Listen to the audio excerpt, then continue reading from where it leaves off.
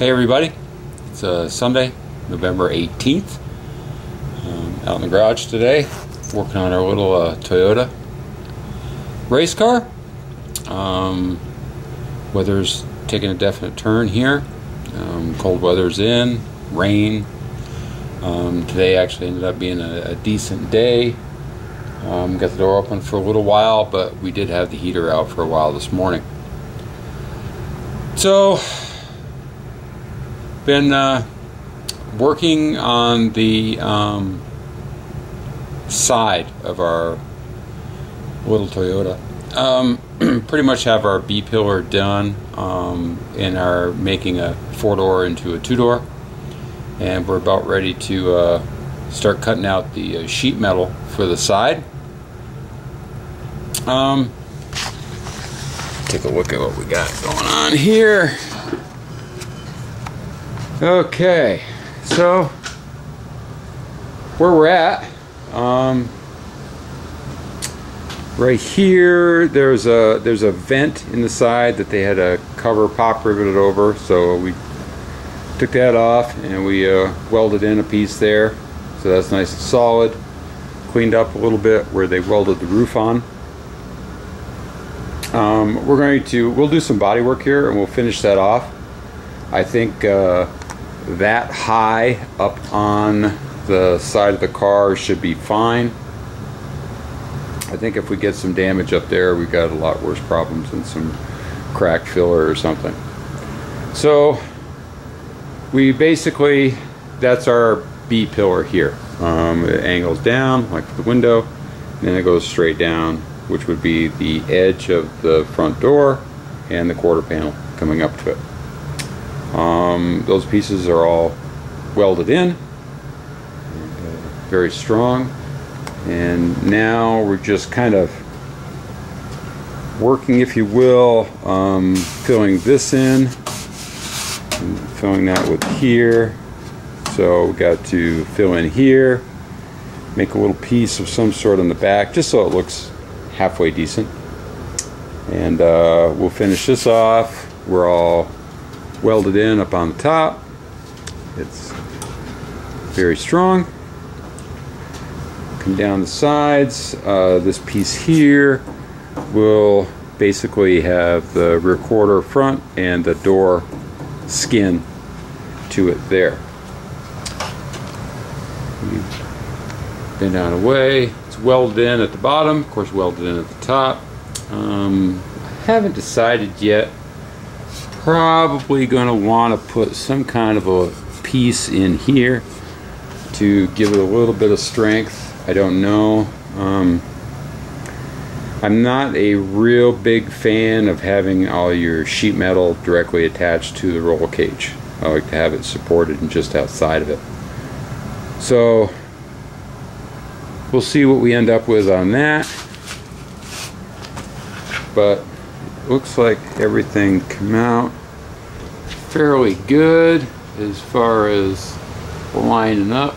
The B pillar and the C pillar are pretty good, and coming down around the side, I think we've got a good shape there. So that's what we've been up to today.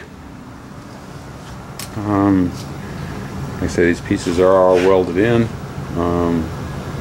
good to go, pretty strong.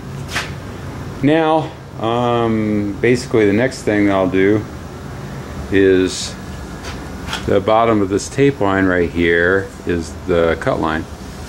We'll cut this, take this panel out, probably to right here somewhere. We'll come down and we'll leave about that much of the lip. So we'll take that piece out of there, and our new panel will overlay over the top of that, using this up here as a flange to attach it to, and in the back, and then of course down, it'll continue on down there and go down here and attach at the bottom with a wheel well. It'll all be, I'm hoping to do it in one piece. It should all be one piece when we get done with our sheet metal. So hopefully that'll work out. and end up looking like something. We'll finish off the B-pillar there. The door should be fairly straightforward to make. I'm probably going to have another down piece up here in the front, coming down the same way, that same strap. It's all going to depend. I got to get some new front fenders for it, and depending on what I get for fenders will kind of determine what we do with the door. So the doors probably we won't do those for a while. We'll finish both this rear quarter panel. We'll have to do the quarter panel on the other side essentially the same way, and we'll do the back of the car, and then by then maybe we'll have some fenders and figure out what it is. This is a 1981 Toyota Corolla. As far as I can tell, the front fenders that were on the car were off a late 80s, 1990s, somewhere in there, Nissan Sentra. Because believe it or not, 81 Toyota Corollas just aren't around to find sheet metal for. So I have already kind of looked at some Nissan parts at the scrapyard, and I'll probably get a pair of fenders from that, and we'll just make that work in what we're doing here. Now, the other thing that we're going to do after we get this cut off here, we're going to flare this wheel well out a little bit. I want to get in there with our porta power, and we'll push it. I want to bring it out some, move this out so our sheet metal will come down and be out farther. Reason for that, we don't have a rim width rule. We can run, fairly, well, like a 7-inch rim. We do have a tire width tread patch rule, but we run a 7-inch rim, which would be wider than that rim there, be comparable to that one that's on the front. Give us a little bit wider track, but the body work, pretty much you have to be able to stand at the side of the car and look down and not see the tire, according to the way that the rules are written. A lot of the cars that I've seen already that do run in this class, I don't think it's very strictly enforced. Some of them have quite a bit of tire sticking out beyond the bodywork. But I don't know, rules are rules, and we'll abide by them. We'll just figure out different ways to get as much as we can as far as track width. So I think if we move our sheet metal out a little bit, that'd be one way of doing it. So then the back of the car, I'm going to try to find some different bumpers. I've kind of sourced out a pair of bumpers. I haven't gotten them yet, but I think they might be fine. It's off like a 78 or a 79 Ford Fairmont. They had the aluminum bumpers on it that were very similar to those, and they don't weigh hardly anything, but they're fairly strong. It probably will have to be cut in the center and narrowed. This is a lot narrower car than that is, but that's no big deal to do that. These bumpers have already been cut and narrowed anyways when they're put on. So that's what we've been working on here today. First time I've had a chance to get out. We have, of course, this week coming up is Thanksgiving holiday, so it's only a 3-day work week with 4 days off. But I don't know, we'll work on this a little bit at night this week. But next weekend we got a special project coming in that I think you guys will kind of like. We have to take care of a car for someone near and dear to me, so that'll be kind of cool. I'll show you that when it gets here. But until then, just keep working away. We haven't done anything on our Volkswagen. I did source out some emblems for the back of it, and that's kind of cool because they're kind of missing the of course this got some, you know, repair to do to this here. It's kind of jammed up, but we're missing the Volkswagen emblem that goes here and the Rabbit and GTI emblem that goes there, but I did find those actually on eBay, so we'll get that stuff. Basically gathering pieces for this, and I'm kind of at the point now, it won't be too much of an issue to get the engine and transmission back in it. Before I do want to take the engine and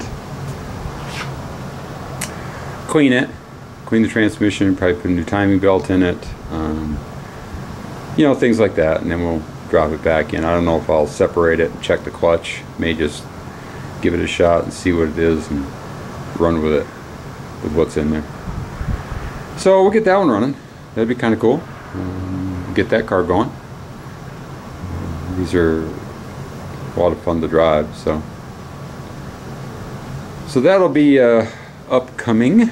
But for now, like I say, we're gonna kind of focus on this here, try to get some stuff in here. A lot of heater talk around the garage. That's basically what I use right there. It's a kerosene little heater. Works really great in this small garage. I mean, I fire it up, it'll run pretty much all day on a tank of kerosene. There's no smell to it, and I usually end up having to turn it down and turn it off after 3 or 4 hours. It gets that warm in here. So that's what we use there. But you know, it's never really super cold here usually. I mean, worst case scenario, it's in the 30s. So a lot of times the heater just pretty much to take the chill off. So that's it. Been watching the sprint race from Florida. Kind of cool. We have a new champion like that. So that's kind of what's going on here. Yeah, so we've been super busy at the shop. I haven't really been out here a lot. When I get home at night, I'm just done. So, but this coming week, I mean, we'll get it whenever. It's kind of funny because whenever I have a day like today and I get some stuff done, it kind of energizes you to, you know, keep it going. I guess it gives you a little bit of momentum or whatever. So that's pretty cool. And tonight, being Sunday, tonight is the Mumble. You guys come on in, and we'll be on. And I'm sure a lot of the other regulars will be in there too. Chit chat with the guys and catch up, see what's going on in the world. The world of the YouTube garage, anyways. So that's about what we got going on here. I don't have an awful lot else.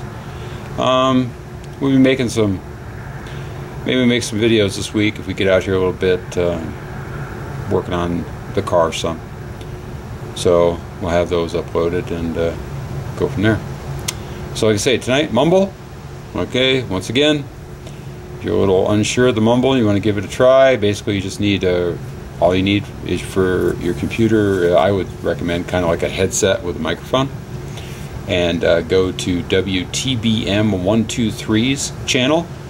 Terry has a very good video posted up there of how to get set up and get on, and it's just that easy. And come in and do some real-time chatting. So it's pretty cool. So hope to talk to some of you guys tonight, and until then, take it easy.